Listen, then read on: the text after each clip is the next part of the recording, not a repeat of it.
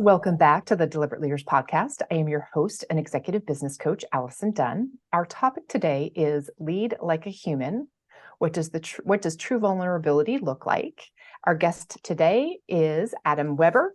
He is the host of a popular HR Superstar podcast. He's also the SVP of Community for 15Five, which is a performance management software company where he supports and leads over 6,000 human resource professionals to become strategic leaders. Adam, thank you so much for joining us here today. Thanks, Allie. It's great to be here. My pleasure. I love to kick these off with a deliberate conversation.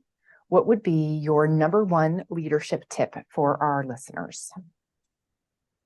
I would say, well, number one would be, I think for me, learning how that, like giving candid feedback about how I really feel and how I feel like people are showing up, and then doing that consistently is probably my number one. So many times early, I think when I became a leader in my own fear to be liked and to be viewed as like the nice guy, I withheld, and then I ended up causing more harm and more hurt. And now that I feel like it's actually kinder to be clear with people and to tell them where those gaps are. So that's my first one. That's my blink reaction, is to start there. But gosh, there's probably like 10 more I could say after that too. So clear is kind, and giving that feedback in a clear way is the nicest way to do it until you're frustrated, right? Is there a rule of thumb that you use for how often you give feedback, or is it just instantaneous if you can, like as quickly as possible? Well, one thing for me, I also believe that like the workforce today really values growth and development, like the average worker does, and so it's really the duty of a great leader to give feedback consistently. And so when I go into a one-on-one, one of my rules of thumb is like, can my employee, the person that's reporting to me, name what I believe their number one growth area is at all times? And so it might be every week I'm giving a new piece of feedback. It might be we've identified a big theme that is not something you can just check off in a week. It's like a full year. Like I had an employee once who we were trying to help him grow in his strategic thinking, a tactical, amazing doer. But a lot of times those bigger picture challenges, I would have to surface up to him. And I said, I think for you, there's a higher order inside it. Like you have it in you. It's just, and so that wasn't something we checked off in a week, but we talked about it every week. And it was something to watch like unfold and kind of cultivate. So in general, I would say the rhythm of the one-on-one is a safe container for feedback. I think consistency is key. And when it is inconsistent, it can feel a little jarring. It can feel a little kind of like, it can create like psychological unsafety. And so one-on-one would be one. And then I also think making sure that you do affirm positive behaviors too makes the critical feedback received a little bit, well, much better as well. So I know what you mean by that, but could you give Yeah. an example of what that looks like? Of positive feedback of, yeah. Well, affirming, Affirming. Yeah, it would be something like, so if there's a trait or behavior that I see the person displaying, like, hey, one thing I've noticed right now is that like your effort is exceptional. And I would even say that your output is really good, but where maybe we're having a gap is the focus is. And so these things I feel really solid about, but we need to kind of harness it and kind of direct it in this manner. Would be kind of like an example of like, here's some positives, that's that while an employee always has room to grow, they are also simultaneously, even the ones that don't work out, they are producing work that is quality. And I think it's okay, by the way, to honor the quality of someone's work, even if it's an employee that down the road doesn't work out as well. Yeah. My biggest takeaway that I just got from the tip you just gave is to ensure that who I'm meeting with on a one-to-one on my team, that they understand what their area of improvement or their area of growth is at any given moment, like knowing what they're working towards and making sure that that is clearly expressed or spoken. Because I can give feedback and I guess an encouragement, but you have to understand what you're now trying to do with that feedback. Yeah. And I would even, if I could build on that just a little, is that because we did the study. We surveyed 1,000 managers and employees and looked at the relationship, and the amount of managers that think they give feedback versus the amount of employees that think they receive feedback is like disproportionately off. And so one of the things, like that example I just shared, really appreciate and respect the hard work you're doing, even the output, but let's like focus in on this one priority area versus kind of spending, like that example. I would say that in the one-on-one. I would also make sure I deliver it in a different way. Different people receive feedback different Yeah. ways. So I would say that in the one-on-one, and then afterwards be like, so good catching up today. Hey, just as a quick reminder, this is the one topic we're both decide like we're choosing to work on for you right now, right? And so, and I actually theme them, so I'll pick like a word or a phrase that represents the feedback so that we can kind of come back to it. It takes the emotion out of it too. It's a little bit more like, hey, we're in this together. Here's the big bucket we're working on. Focused velocity, whatever that phrase is, right? That we're then going to be able to come back to and have conversations about. Yeah. I love the language, and I think listeners appreciate like hearing what that sounds like at the beginning, in the middle, and the end of like how to guide that. So fantastic. Thank you for that. Surveying, one of the questions I have for you is that you did some survey of employees regarding the ranking of culture, and that it far outweighs the importance of compensation and benefits. So how can organizations unlock that if they often are focused on compensations and benefits? Or Yeah. Well, I think what it really is, and if you really get at the essence of Lead Like a Human, which is the book that I wrote, and why this topic exists, is that there's been a shift over the last 20 to 30 years of the workforce and what the workforce values. It is rooted in, originally was rooted in millennials entering the workforce and valuing something different, and then it started to infiltrate all generations, Mhm. which is also happening, by the way, real time with Gen Z, who is Yeah, just about, past 10% of the workforce, value flexibility. Well, now look how everyone is starting to really value flexibility. So, they're not the only generation. correct. It's not about that generation. It's that generation has an idea that creates sparks and inspiration that trickles through Yeah, everybody. Yeah. yeah. But what really happened with this kind of transition from the industrial revolution was that we built cultures around the values of the workforce: stability, compensation, benefits. Like, I'm going to work here for the rest of my life. People don't do that anymore. And the values of the workforce shifted: leadership, authenticity. Do I trust the people that I work for?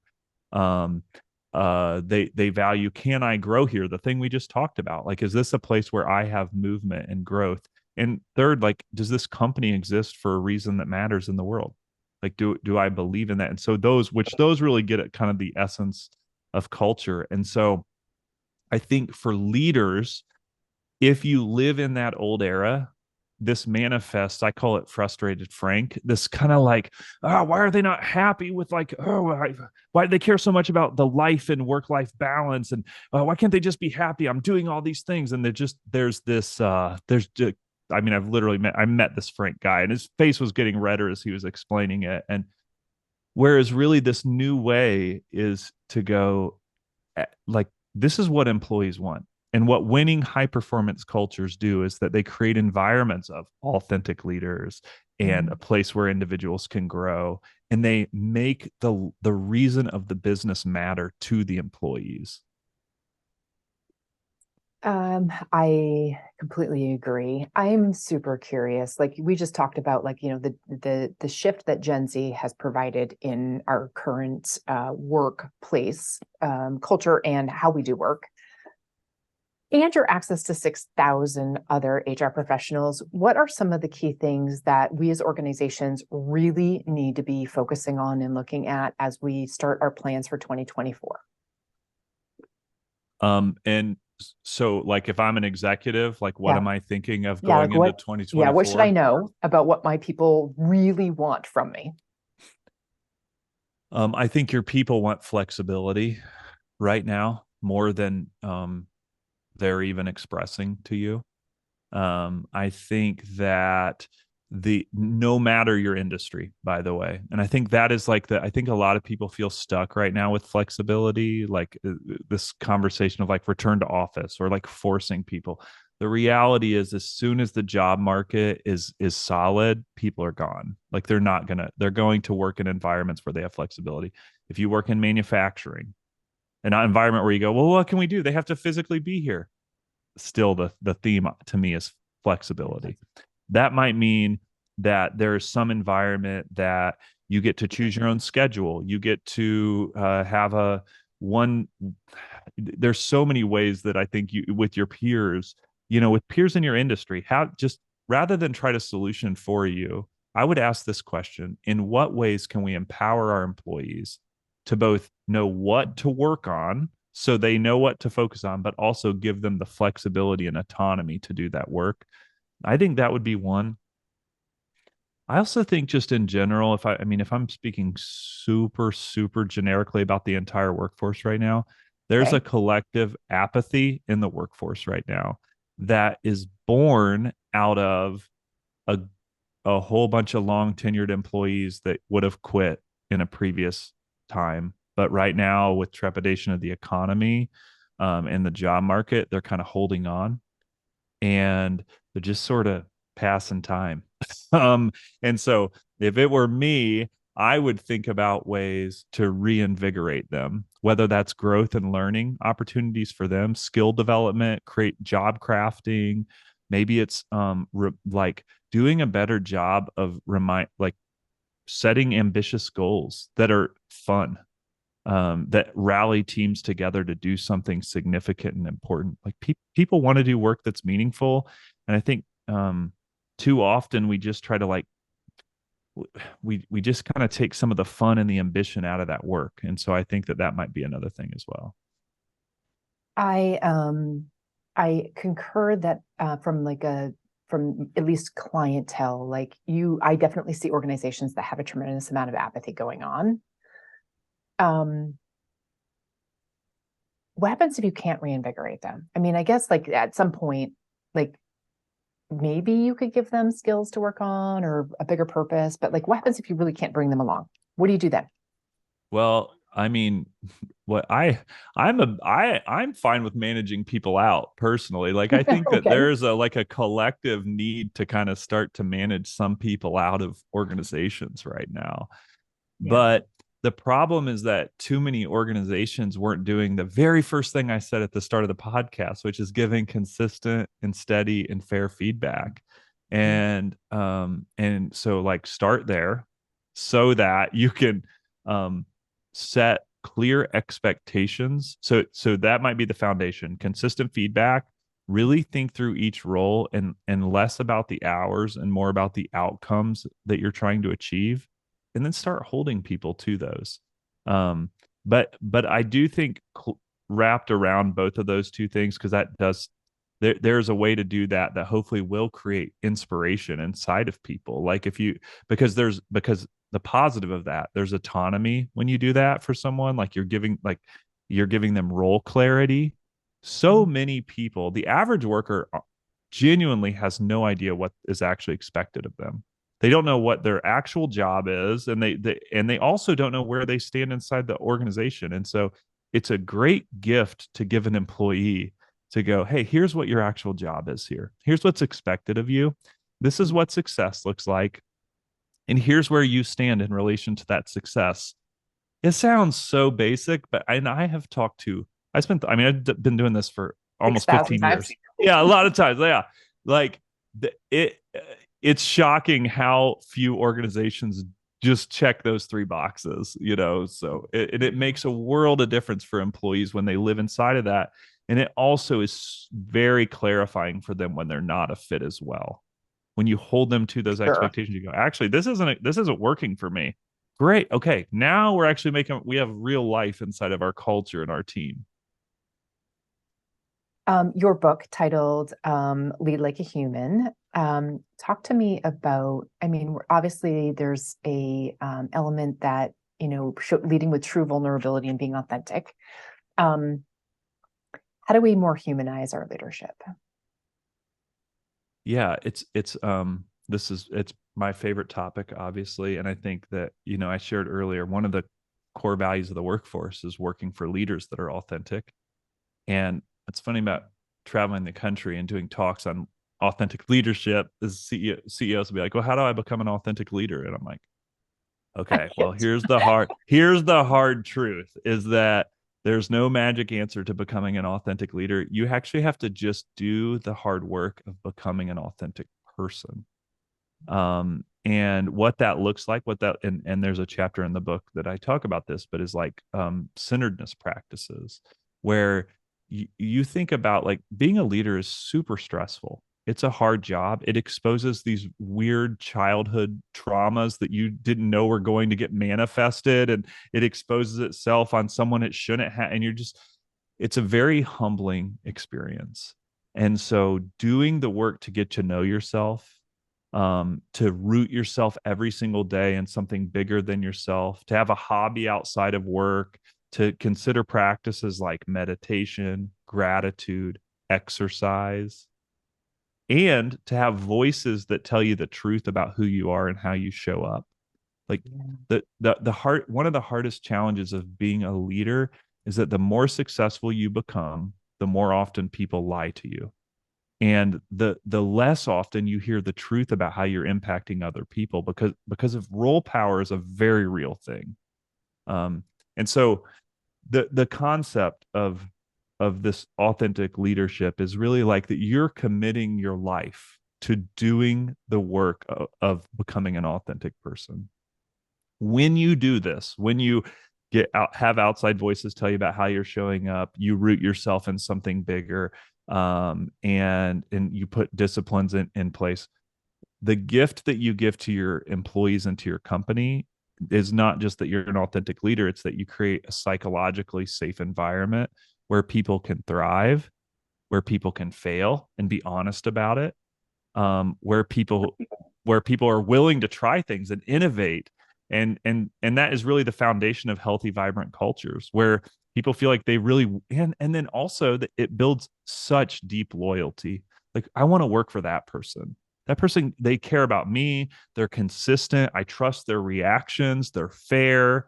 Um, but all that to say, it's hard work. Like it's the work of your life. It's hard work to do. A lot of our clients not only run businesses and lead, massive teams, but also we put a huge focus on how we lead ourselves. And I think only in then, like you're saying, is where you find your authenticity through all of that. So thank you for reinforcing a consistent message that I'm always talking about. I love that. Yeah, we're on the same. Okay, that's good. Yeah. We Have are you on the seen the same. lying thing? That was, I know, I always feel like a little like spicy when I say it, but like this, like role. What's interesting for CEOs is like people don't always feel safe telling them the truth, and then they get this like, and that's where you see some of these people with these huge egos because they're like everybody else is just scared of getting fired, so nobody's telling you what they really feel. Right. That is so very true. Is there a particular growth path that you would suggest that people go? I mean, you mentioned obviously some very key things, but if someone is going to make a focus and realize that maybe I'm not authentically leading on a daily basis and that people aren't really telling me the truth and I don't have a circle, like where does one start first to on that pathway? Do you have show notes for this, by the way? I will have show notes for this. Yes. Okay. Well, okay. In the show notes, I'm just gonna pretend like they're there. In the show notes, I just did a talk on, and I do this every year, on centeredness and gratitude. That really Love it. talks through like practically what instead of trying to be exhaustive, I just tell people what I do. Okay. Which I And mean, yeah, and quite a and power. because it's, yeah, that's like, this is, it's worked for me, and it's been really transformative. And by the way, I didn't come by this work because it was like I was some guru. I came by it because I got thrust into leadership, and then I had this super embarrassing outburst, like where I was overstressed. I was a first time founder. I wanted to create success in the world, and I literally stomped out of a room on my team. And unfortunately, we had concrete floors, so it was like echoing off the walls. It was very dramatic. And I kind of just had a moment like, I'm running a sprint, but this is a marathon. And like, Mhm. this isn't working for me. And so, I think the first step, is m- reminding yourself of the right like place for work in your life, and the right place for role. Like it is important. It is, but it's one aspect of a much bigger life that you live. So I would say a morning routine like journaling, like I try to write and document my emotions, and I couple that myself with reading poetry.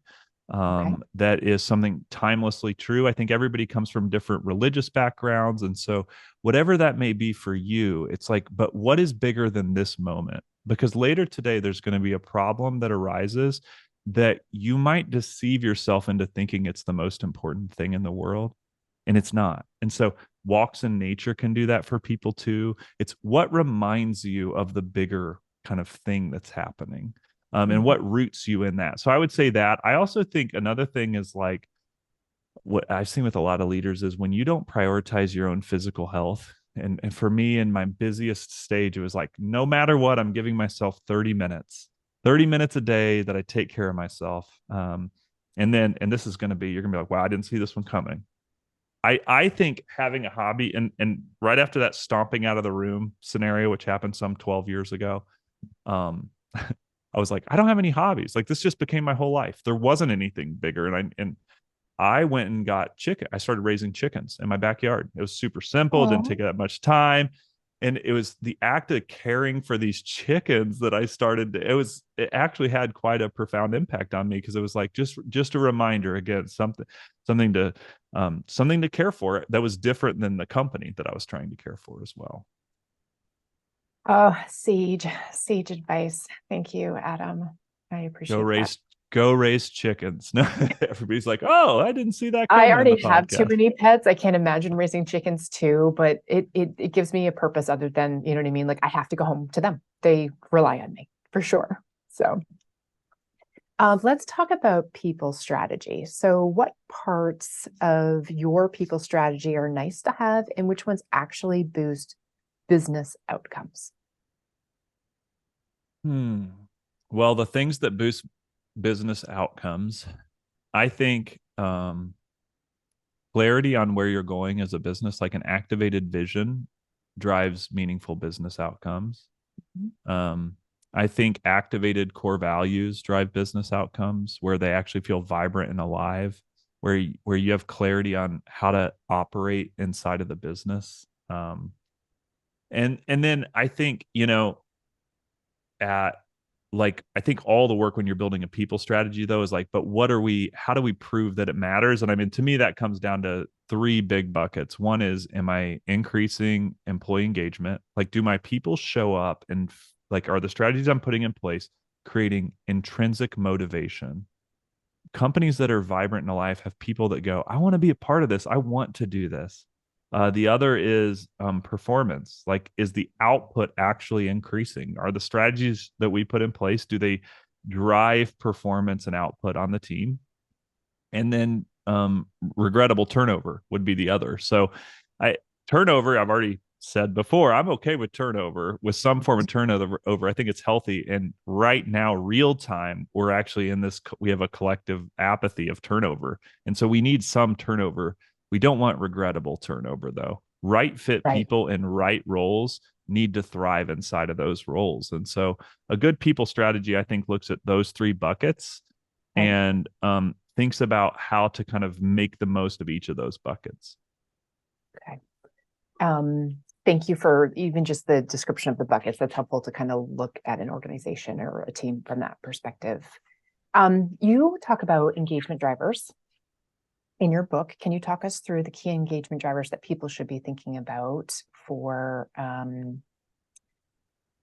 making decisions and making improvements going beyond this year? Yeah. Simply put, engagement, that because that gets into that first bucket of like creating a culture of highly engaged employees, right? And highly engaged employees are the backbone of high performance teams. And um it's we measure 17 different drivers of engagement. And so, and I'm not going to get too scientific with the podcast listeners here, but let me say this is that, simply put, where dysfunction happens in cultures is when teams of people all have common issues. Like, Yeah.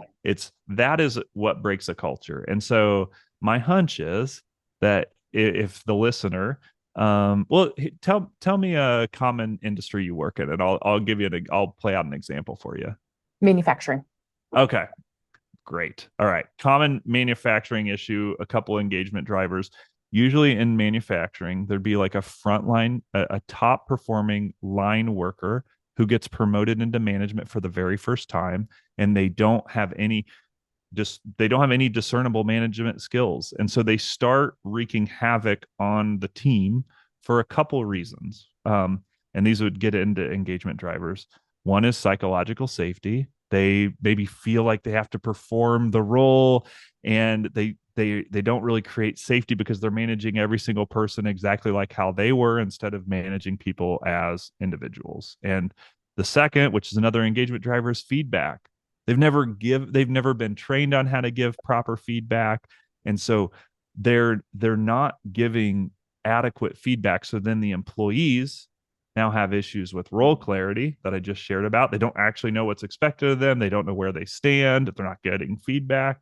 And so that's kind of an example of like what just a common example that happens on manufacturing. And by the way, you take that full circle in the manufacturing environment. Sorry, I'm getting all jazzed. I love manufacturing. I love manufacturing industry because the work, when you create engagement in manufacturing, it's so tangible because you create a doohickey.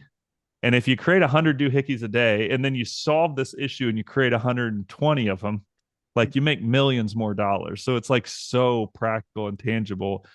And when you have in manufacturing environments that stifle innovation, that stifle efficiency, people, what they do is they have this, they'll see something broken on the manufacturing line and they go, the first time they bring it up, that manager was overstressed. They weren't leading us in that calm centered place. And they got defensive and they snap back at the person, which happens a lot, by the way, in manufacturing. Um, and that person, here's what happens to that person. They just go, noted. Don't bring up my ideas when I see broken things or unsafe things. Put my blinders on until the day I quit. That is the experience of a lot of people in manufacturing. Vibrant, alive cultures accept feedback, take feedback, consider that the people who are doing the work are often the closest to the problem. So we value their voice and we want to receive that voice. And then when we have that flywheel in motion, we're driving innovation, we're getting new ideas, we're increasing efficiency, motivation, that sort of thing. Awesome. We are at the end of our time together, but I do want to just quickly check in. You have 15.5 podcast, which is what you're the host of. What audience is that for? Yeah, I lead the HR Superstars podcast, and it's really a podcast that's all about strategic HR. So this kind of all the things I've been talking about today, right? So how do you build high performance teams? How do you build company cultures, activated managers? And so we'll have people like Daniel Coyle from the Culture Code.